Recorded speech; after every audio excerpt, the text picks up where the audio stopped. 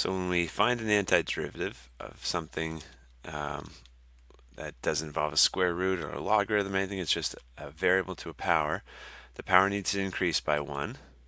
So 5 halves plus 1 makes 7 halves. And then I've still got the constant 4. And I need to multiply this by the reciprocal of that new power. So there's that antiderivative. You could check by taking a derivative. And same thing over here. Got 2 times, it's going to be 5 halves, so 2/5 t to the 5 halves.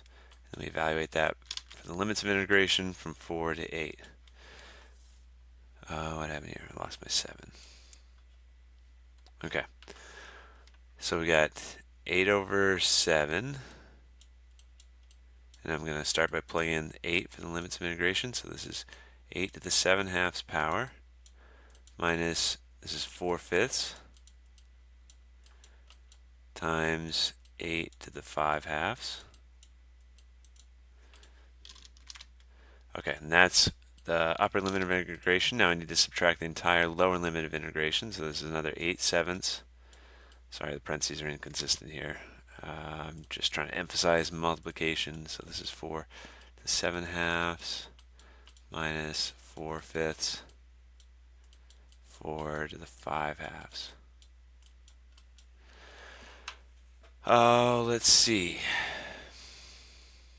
So 8 is a base of an exponent. 4 is a base of an exponent. At some point, we'd like those to be able to combine to make our answer nice and neat. So why don't we change them to have exponent of 2, a base of 2 for the exponent, I should say. So this is 2 to the third power makes 8. So 2 to the third all to the 7 halves power. It's going to be the same thing over here, 2 to the third to the 5 halves power.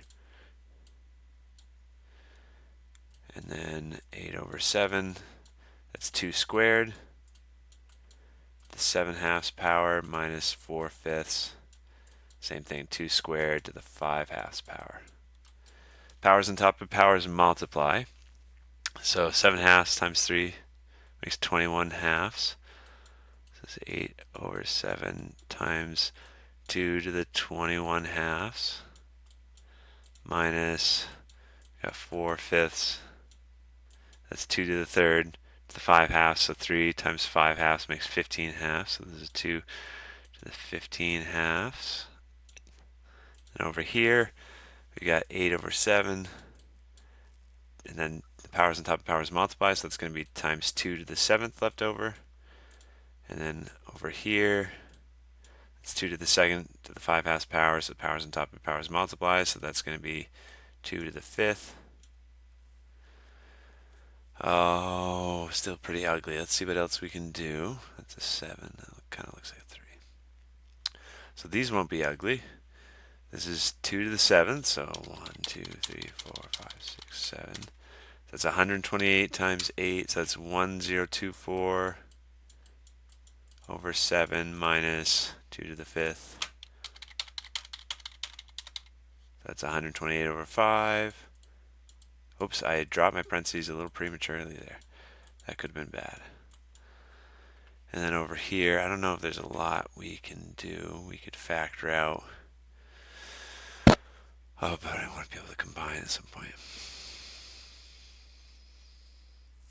Yeah, let's do it like this. I think this will be the neatest way. So, these are square roots, right? When you have something to the power of something over 2, a square root is a 1/2 power. So we got 21. So let's just make that 2 to the 20 over 10, 2 to the 20 over 2 power. So in other words, 2 to the 10th. And then the extra 1 that was left over, that's a square root of 2. And we got 4/5. So look, let's make that 2 to the 14 over 2. 2 to the 7th. We still need to multiply it by that 1/2 power. In other words, that's square root of 2. And so now those are in terms of square roots of 2. Those will be able to combine. I don't know what 2 to the 10th is. 1, 2, 3. Oops. Let's just do this. 2 to the 10th off screen is 10,024. So times that 8 in the numerator. So we get 8192 square roots of 2 over 7 minus 2 to the 7th. The calculus is not that hard in this problem, huh? It's just this crazy arithmetic that WebAssign likes us to do. So it's 512. I want to meet the people who made these questions for WebAssign. Like, why didn't you let them enter decimally approximate answers? Because you're testing the wrong thing right now. I need common denominators, so I'm going to multiply the top of this one by 5. 5120 over 35 minus 128 times 7. That makes 896 over 35. Okay, so still need common denominators over here. What misery. 40,960 square roots of 2 over 35 minus 512 times 7, so that's 3584. Square roots of 2 over 5. And then inside we can finally combine those fractions. 4224, 35. And the last thing I'd want to do is to check if I can simplify that. I don't know. I'm guessing not. 4224 divided by 7 doesn't work. Wait, this is 34. Yeah, okay. I think that's as simplified as that can go. And then over here, 40960, we can subtract that by 3584. So it's 37. It's a 35 on the bottom. So it's 37376 over 35. And since these are common denominators, let's just make it one. Sorry, this is square roots of 2. Subtract 4224 over 35. So there's our answer.